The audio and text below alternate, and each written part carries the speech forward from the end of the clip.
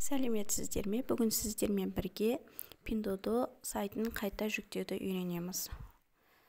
Бірінші Google Play-ға барып, Pinduoduo деп жазамыз. Бұл көбісінде өздігінен кетіп қалды.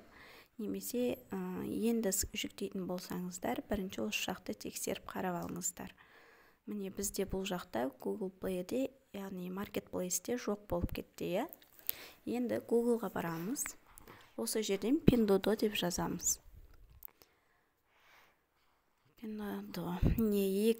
Бірінші вариант iPhone-ға, екінші вариант Android-қа арналған.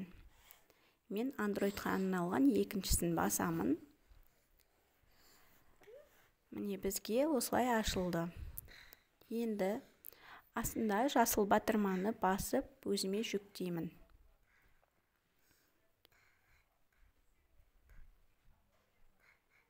Дәл осылай жүктеуді басамын. Мінеке бізге все равно скачать дегенді басамыз. Бізге опасный деп шығарып тұр.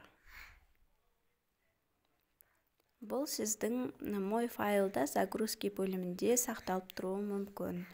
Ал мен осы жерде жүктеліп болған соң үстінен ашып кіремін. Осы жерден басып кіріп кетемін.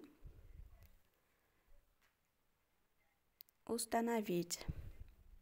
Установка болған соң осы жерге готово дейміз. Ал сіз менің каналыма жазылып, қоңыраушаны басуды ұмытпаңыз.